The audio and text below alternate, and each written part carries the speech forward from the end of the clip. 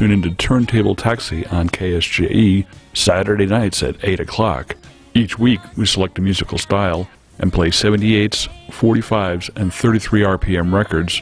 Some of our themes will include swing music, blues, heart-wrenching torch songs, early rock and roll, girl groups, soul, and R&B. Hello everyone, my name is Mick Hess, your host for Roving with the Arts here on KSJE 90.9. Please join me every weekday starting at 9 a.m. for the chance to hear full-length, unabridged opera, ballet, symphonic, and chamber music.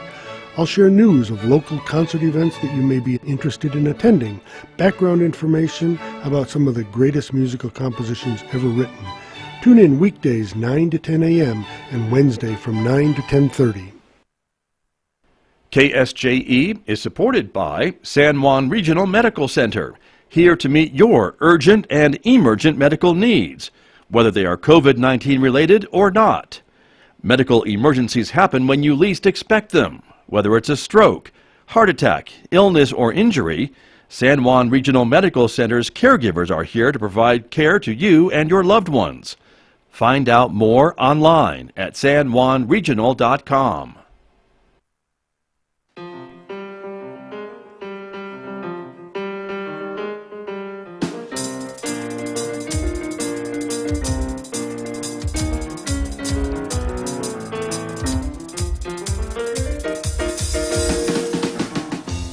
Ten minutes past 8 o'clock. It's Wednesday morning, July the 28th, 2021. Good morning, everybody. I'm Scott Michlin. Thank you for tuning in to KSJE this morning. 90.9 FM over the air, of course, here in San Juan County, New Mexico. 103.3 FM over the airwaves in Durango, Colorado, and streaming everywhere on Earth from our website at ksje.com. We are also a visual radio station, meaning we are streaming live video out this morning to the KSJE Facebook page, our YouTube channel, and our Twitter account. So thank you for watching on those platforms as well.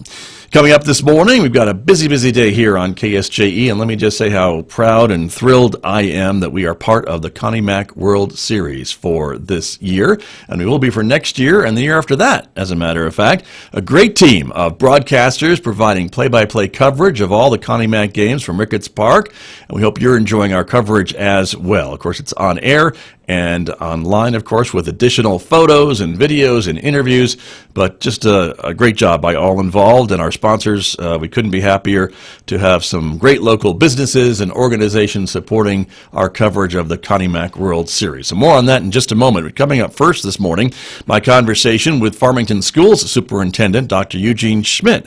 Dr. Schmidt will be here in a few more moments, and he's going to introduce us to some new staff members at Farmington Schools, including some new principals at Farmington High School and Heights Middle School, and also the district's new Executive Director of Support Services.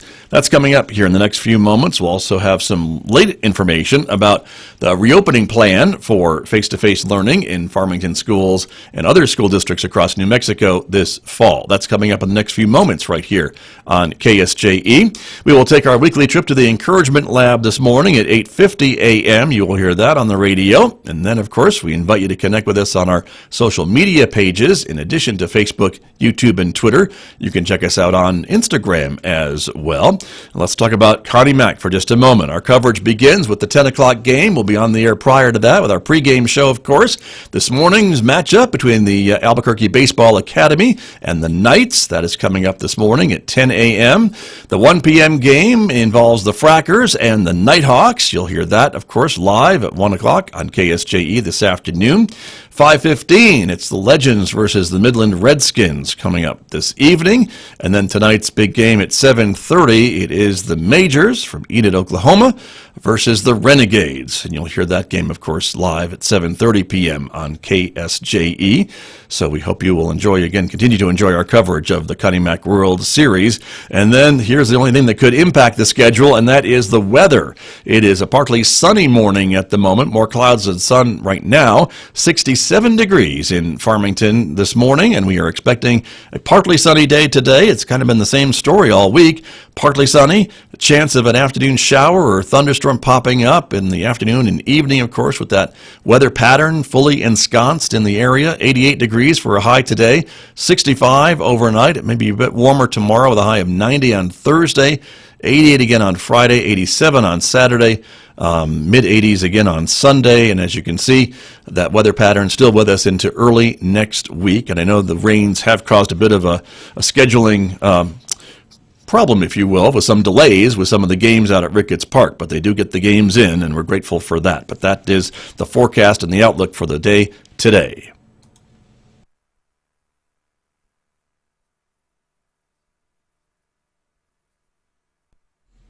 Joining me this morning to talk a little bit about some new principals and other new additions to the Farmington School District. Dr. Eugene Schmidt is back with me for his regular visit. Dr. Schmidt, good morning. Great to see you. Good morning, Scott, and thank you for the chance to introduce some of our new school leaders. You bet. Looking forward to it. And this happens, I guess, once in a while when retirements and things moving around, and you need to put new people in some new spots sometimes. Yes, the amazing part, excuse me, the amazing part is that if it's a July show, that means the start of the school year is a heartbeat away.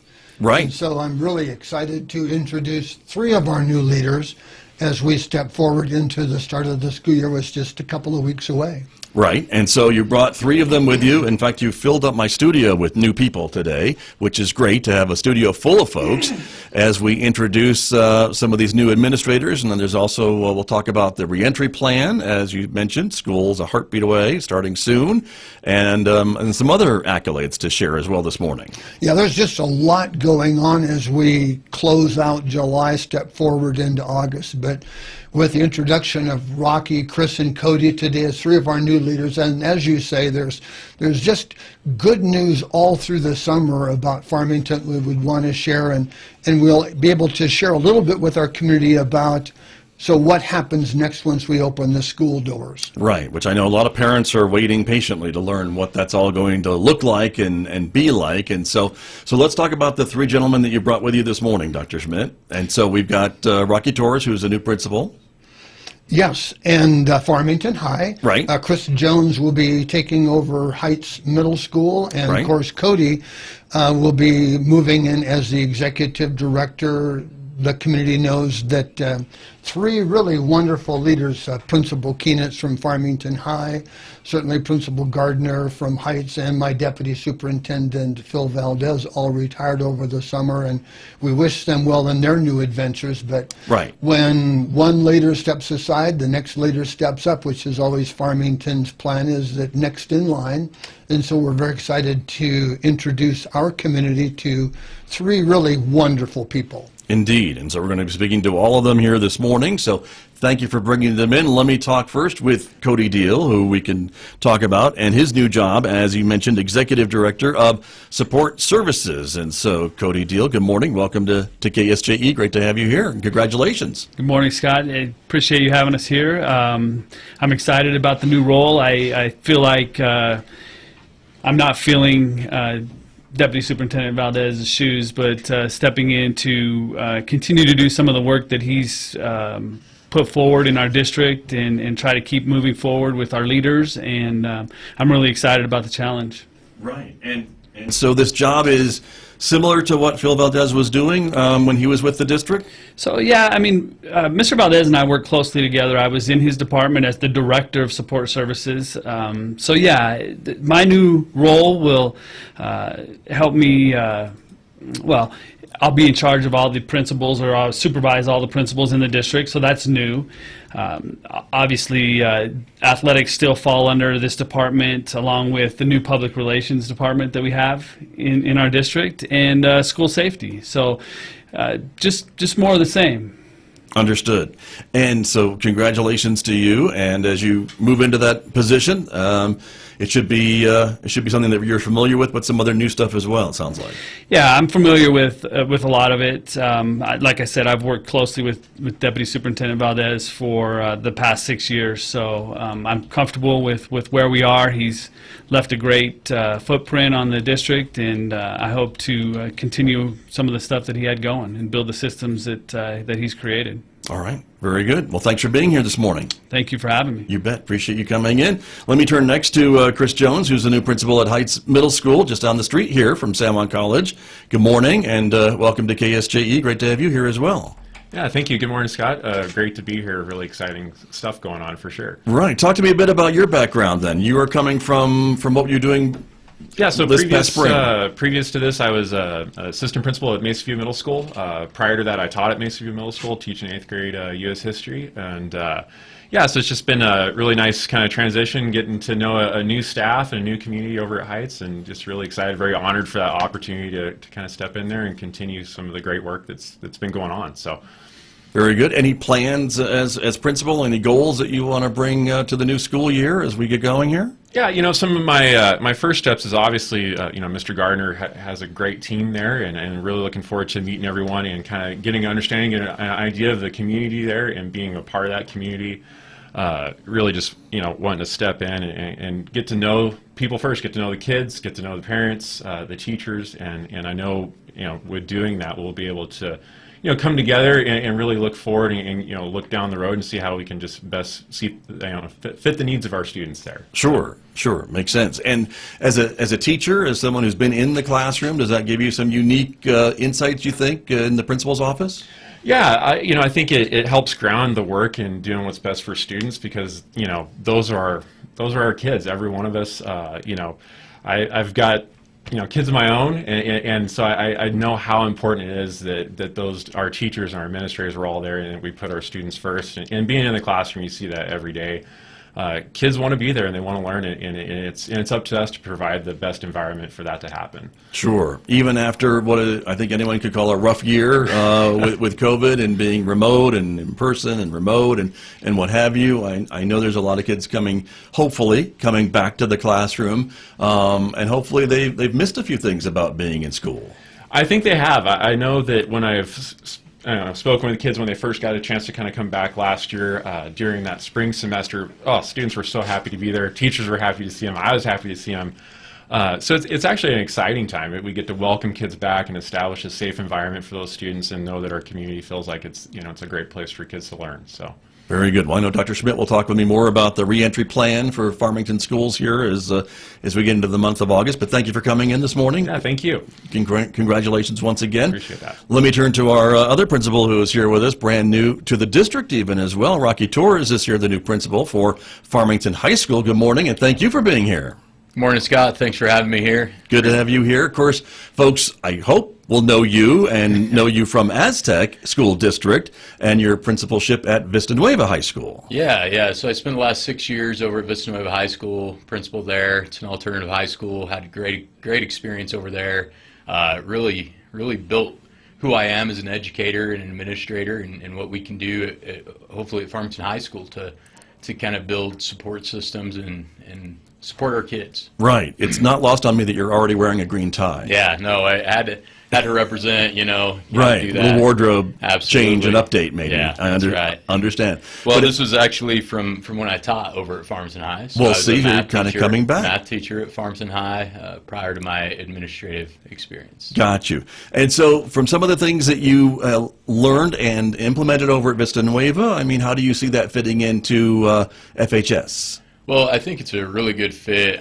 We have a really unique opportunity right now to build that community that the students really missed out on last year. Being in person is very different. Students get engaged and involved in the community and feel like they're a part of something. And so I think really just harnessing that and getting back to what Farmington High School has always been known for, and that strong culture, that strong tradition.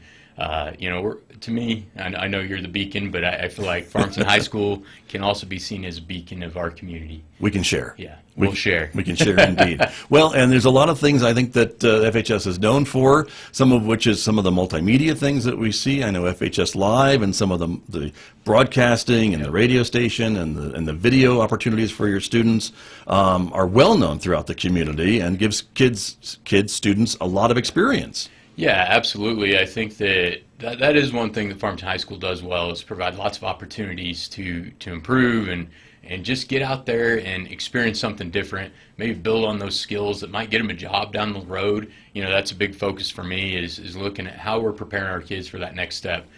Obviously, there's credits and all those things that we have to handle. It's part of our job, part of what that diploma means, but really preparing them for life is the main goal. Right, right. And certainly the change from Vista Nueva to Farmington High School, you've got, I don't know how many X number of students and X number of staff. It's certainly a lot larger and a lot larger facility than Vista Nueva, but the goal is still the same. Yeah, exactly. The goal is the same, and what's really great, I mean, yeah, we have a large student body and really looking to be one of the biggest populations of students that we've had in some time, but we also have a really great support network within the school. You know, everybody has a job, and as long as we all have that same focus, that same goal, we're going to be in good shape. Wonderful. Well, Yeah. congratulations to Thank you, Scott. and thank you for coming in to share a little bit about your thoughts of this new job for you, and we wish you good luck in the school year. So thank you very much. Thank you. Let me go back to Cody Diehl a little bit about his job as Executive Director of Support Services, as we're talking about. Cody, you mentioned kind of the Public Relations Department, which you'll be supervising with this new job. And, of course, as a media guy, we use a lot of public relations and deal with them a lot. And, of course, they help us to bring on guests and inform the community of what's going on in the district. What's your goal for that department?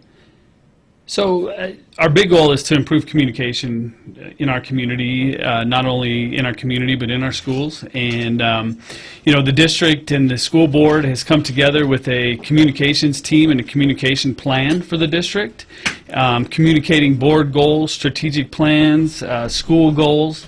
So there's a lot to do. We're really excited about the opportunity that these two positions create for us. I'm hopeful that people have already tuned in to our social media pages and seen some of our amazing work that these two gentlemen have created and started already with our transportation move and some of the videos that they've put out. I saw a wonderful video of our summer school programs over the weekend, so they're doing good work.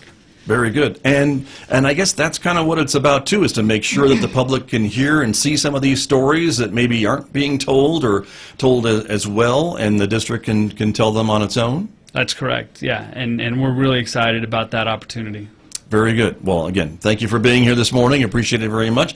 Dr. Schmidt has rejoined us here in Studio A to continue our conversations about Farmington schools and your new administrators. Again, thank you. We heard a little bit from all three of them, and it sounds very exciting for staff and students in the district. It really is to celebrate the next generation of school leaders. All of these people have been through, I think, really rigorous backgrounds, great success in the classroom.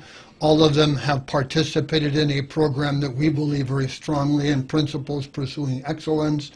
So it is people who have been waiting their turn and now are ready. So let's just let them get to work. Very good. Well, good luck to them and to you. And again, we appreciate you bringing them in so we can hear a little bit from them as well as what they're planning for in the new school year. And that brings us to the new school year. You mentioned it earlier, Dr. Schmidt, the re-entry plan for Farmington School. So let's talk about that for a little bit. Yep.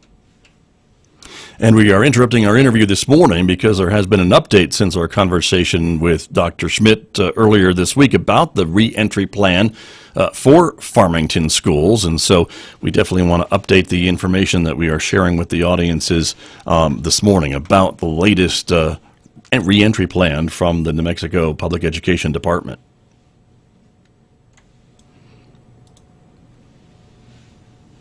New information just released from the New Mexico Public Education Department about the re-entry plan for the fall, this toolkit for public schools in New Mexico. All individuals in elementary schools, regardless of vaccination status, will have to wear a mask while in a school building, on school transportation, or at an indoor school-sponsored event. Secondary school students, staff, and volunteers who are fully vaccinated and provide documentation of full vaccination are not required to wear masks. Secondary school students, staff, and volunteers who are unvaccinated and those who do not provide documentation of full vaccination are required to wear masks while in a school building, on school transportation, or at an indoor school-sponsored event. Masks are not required for any individual who is outdoors. Unvaccinated spectators are required to wear masks at indoor school events. However, they are not required to provide evidence of vaccination status. Schools must identify the process for ensuring compliance with mask requirements, including posting signs in school facilities, announcing mask requirements at events, and other necessary means for enforcement. And schools must advise individuals who have a condition or are taking medication that weaken their immune systems to talk with their healthcare provider about steps that can be taken to manage the health risks. We have some really well thought out,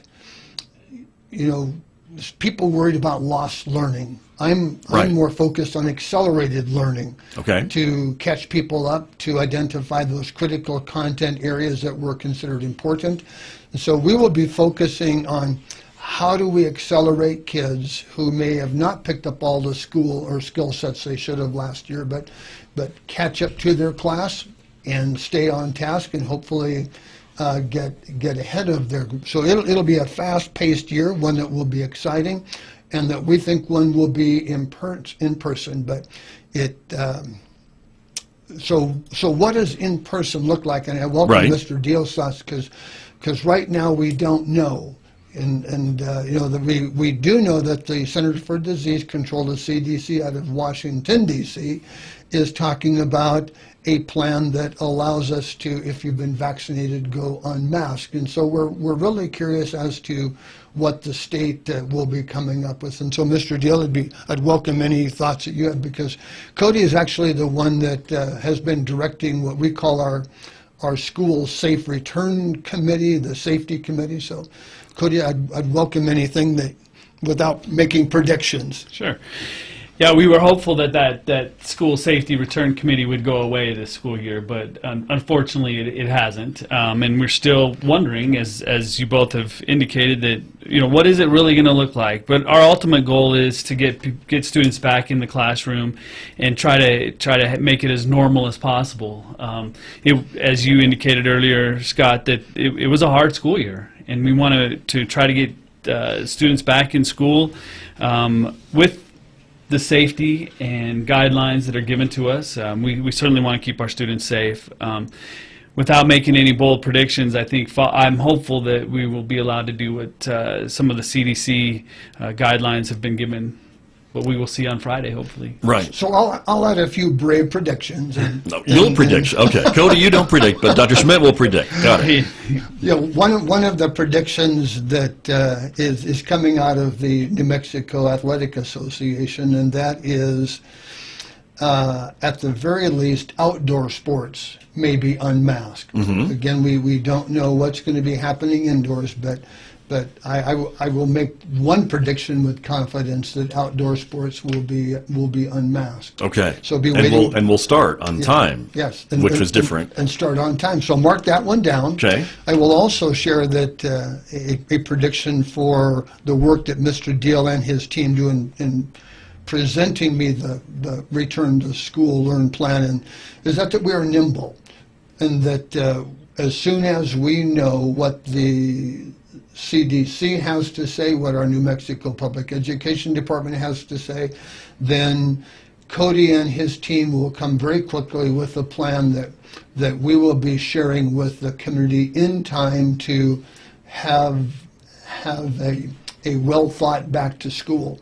Sure. And as part of that, I would say that another prediction I'm confident in, and that's that we're going to host an in-person rally for my staff on, I want to say it's August 8th, is what, August 9th? 10th. Okay, 10th, I'll take that. All right. So, but we're inviting literally the entire staff back to an in-person gathering.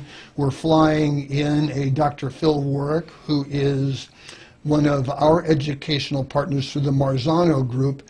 His message is, what does effective teaching look like? So that will be, we are in pursuit of a national certification called effective teaching in every classroom. That will be our goal for this year.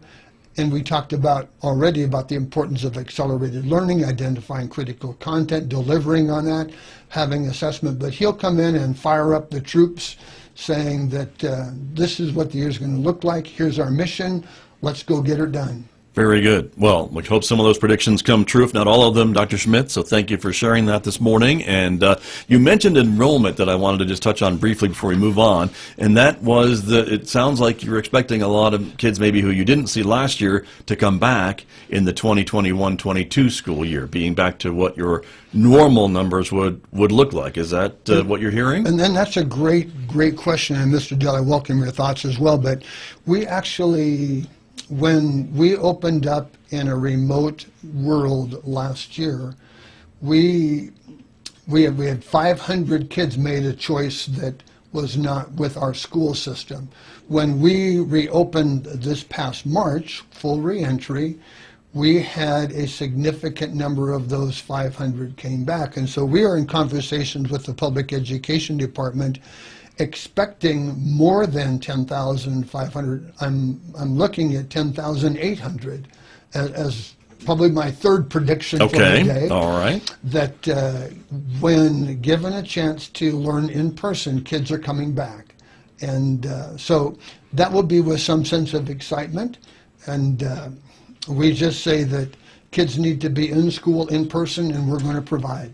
Gotcha, and you're ready. And you mentioned being nimble, and I was just going to point out to the audience is that it's something that you and your staff have been doing for the last 16 months, I'd say. You've been nimble a lot of different times over the past 16 months to be able to go remote, in person, remote, and back and forth, and whatever the case may be. Cody Diehl?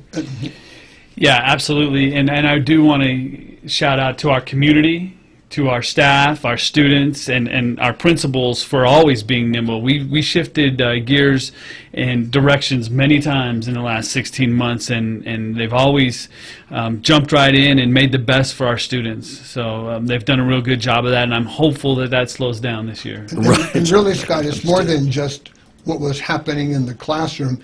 It's happening in food service. We provided 2.4 million meals to kids last year. We still had that million-mile transportation program delivering meals instead of delivering kids.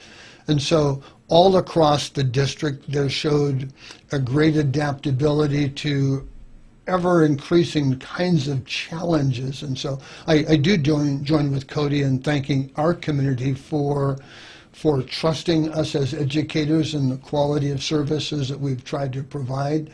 And now our promise back to the community is we're going to get back in person, and it's going to be better than ever. True. Well, and I think that reminded all of us who maybe don't have children in the school systems just how important it is for that food service, because for a lot of those children, that's their only known meal of the day, perhaps, breakfast and lunch when they're going to school. And so to get that delivered to their home was a really important part of the last year and a half, I would say.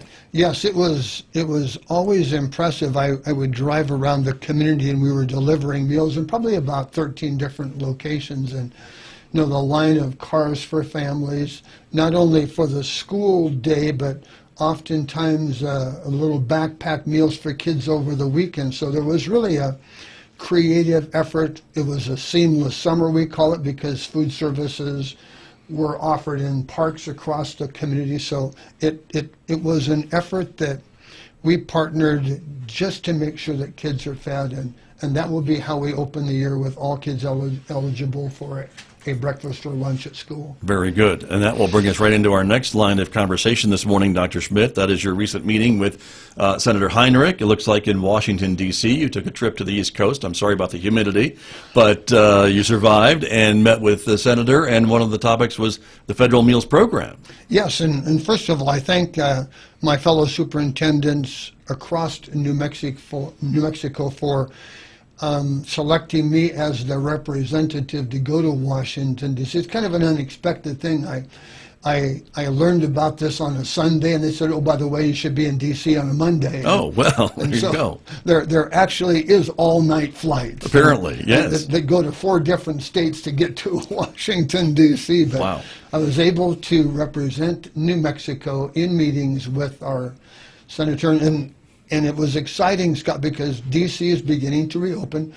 Our New Mexico delegation, superintendents from Taos and Mountaineer, the three of us, were the first group of all the different kinds of groups that got to meet with Senator Heinrich in his office. We met with Senator Lujan's staff, but literally the Hart Building is reopening, and we had a chance to talk about three very important issues to our community, the first of which is the American Rescue Plan, Recovery Plan, and I'm pleased to share that this week the U.S. Department of Ed accepted New Mexico's plan, and New Mexico's plan consists of using these federal dollars for Farmington. It is $18.9 million in the American Rescue or Recovery Plan that we will use to help accelerate the learning, and this could be by extending after-school latchkey programs, maybe consider some kind of summer enrichment programs, hiring additional staff. In fact, Farmington High is the beneficiary, and I want to say that they have at least 8, and so across the district we're bringing in at least 18 more teachers that we will use to help bridge that opportunity gap, I'll call it, in what we could have learned to what we could learn as we go forward. So the American Rescue Plan has been very helpful in creating an opportunity for additional staffing, but it's also created an opportunity to fast forward a number of school systems improvements. We're really going to be focusing on upgrading HVAC systems, the roofs of the buildings, the envelope of the school, so the learning inside is more conducive. And in the process, that will do a lot to keep our buildings alive for many more years into the future. Farmington has been known for its keep buildings alive. Right. And so we're going to be doing a lot of work over these next 2 years, not only in accelerated learning by adding teachers, adding time, but also adding repairs and things to the building that make the inside infrastructure that much better. And another thing that we want to continue to look at is expanding our district's internet access and laptop initiatives. We are looking to purchase at least 1,000 new laptop Chromebooks that we can roll out across the district as part of this. So we're going to take federal dollars, leverage them, and cause that to improve our own instructional opportunity within the school. Very good. And I would assume that you have to be somewhat careful about some of these one-time influxes of money, because it's hard to maybe plan on recurring expenses with some of these things if you're not careful of how you spend some of these. So maybe using them for building improvements and laptops and things like that certainly would be a good use of those funds, and being a little cautious about staffing and things like that it may be harder to pay for down the road. I don't know. So I feel like you must have been part of our school master's facility plan group, because we really are looking to leverage basically one-time dollars to... Which is what these are. Which is what these are. Yeah. These American Rescue Plan dollars are one-time. They have to be spent by August of 2023. And an effective way to do that is to ramp up an increase in teachers over these next couple of years, and also, just as importantly, fast forward a lot of the school improvements that may have been done or planned for 2024, 25, 26. And so I'm proud that we can fix things before they break, or if they're broken, fix them now. Many districts across New Mexico have not been able to do that. True. So Farmington has a plan. It's a 3-year facilities master plan that we look to. And importantly for our community, everybody gets something. All 19 schools will be the beneficiary of some improvement through this federal dollars that we're about to invest in our community. Very good. Well, Dr. Schmidt, we just have a couple of minutes remaining this morning, but I know the district has been in the news recently, so I wanted to ask you a bit about that and some other photos for our viewers. If you're not watching us on video, you miss a lot, including when Dr. Schmidt rolls his eyes at me sometimes when I ask a question. But most of the time, he doesn't do that. But a couple of things in the news we want to talk about. Yes, and you're showing some great pictures. Yes. The thing that I think our community would be interested in is when graduations are held, the scholarships don't stop. All through the summer, students continue to earn dollars, and it's exciting for our community because in a typical year, over $19 million of scholarships are awarded, and it's hard to say, well, is one more important than another to share on your radio station, but this one was fun because this one comes from the Superintendents Association.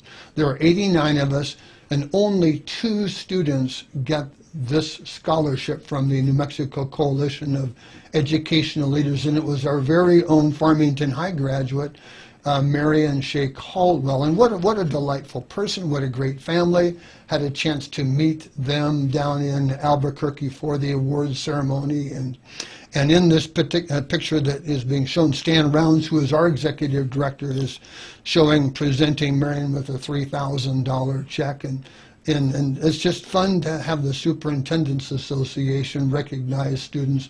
And then it turns out to be a Farmington High grad. And the other picture that I would share with the community is that of Krista Coolidge.